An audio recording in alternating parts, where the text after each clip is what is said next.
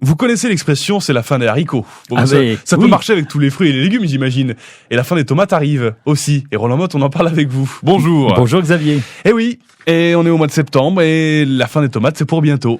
Oui, puis pour certains, ça a été encore plus tôt que prévu parce que tout dépend de la météo que nous avons. Et cette année, on peut dire qu'on a eu beaucoup de pluie quand même. Vous trouvez-vous ? Je trouve, oui, je trouve. Alors, ouais. J'ai pas dit que c'était bien ou mal. Moi, je préfère la pluie parce que vis-à-vis du jardin, il y a plus d'avantages que d'inconvénients puisque ça fait pousser les plantes, celles qu'on a plantées à l'automne. Et puis surtout, vous avez moins arrosé, flemmard que vous êtes. Bah oui, ça c'est clair. Donc, on évite justement l'arrosage pour éviter de consommer de l'eau. Et là, avec tout ce qui a plu, il y a des avantages.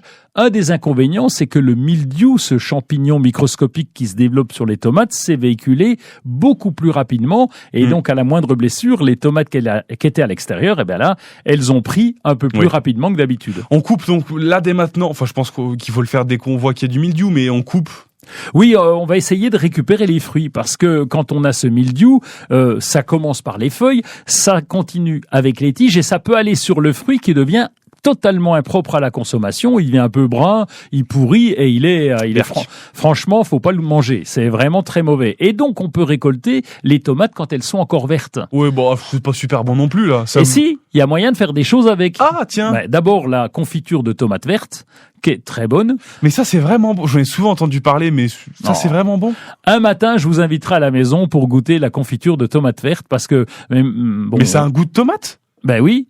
Bien sûr, mais c'est de la confiture de tomates, verte. Oui, j'ai compris ce que c'était. Je sais pas comment vous l'expliquer. Non, mais je me demandais si ça avait un vrai goût de tomate, mais sucré. Oui, c'est un petit goût de tomate, mais vous avez rajouté du sucre, vous l'avez fait comme une confiture avec moite-moite sucre et fruits. Okay. Et donc, ça a vraiment un petit goût de tomate, mais c'est très bon, c'est en confiture, donc c'est excellent. Et ça, on peut le faire avec les tomates vertes. Donc, on peut anticiper en récoltant sans qu'elles soient rouges. Sinon, on peut les faire mûrir à la maison. Sans le pied.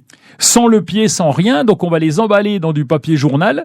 On va pas les mettre au frais parce que ça empêche le mûrissement. Donc, on va les laisser dans la cuisine. On va les emballer dans du papier journal. Ou alors, autre solution, eh bien, on va mettre une petite coupe avec vos tomates vertes et une pomme qu'on a coupée en deux parce que cette pomme va provoquer un peu d'éthylène. On met ça, si on peut, dans un petit cornet. Et donc, l'éthylène facilite aussi le mûrissement des tomates. Ok.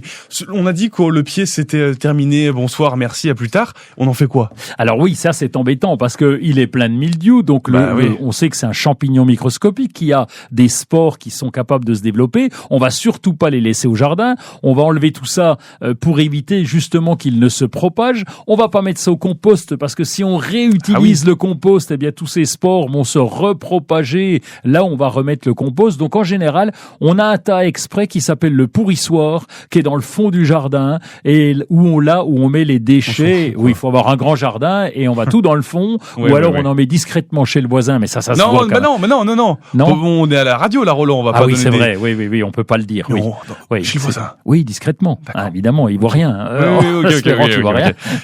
Et donc, on met ça en tas. Et donc là, on va appeler ça un pourrissoir parce qu'on va pas le réutiliser. Ça va se décomposer progressivement. Et c'est à peu près tout ce qu'on a à faire. Mais cette histoire de mildiou, ça va revenir. Alors ça revient chaque année, ça dépend évidemment de la météo, mais en tant que jardinier, tout ce qu'on peut faire, c'est quelques précautions. C'est par exemple faire la rotation des cultures. On va pas remettre, quand on a un jardin suffisamment grand, on va pas remettre les tomates au même endroit parce que on sait que ça sera plus sensible. Et puis on va choisir des variétés. Maintenant, il y en a qui sont plus résistants au mildiou.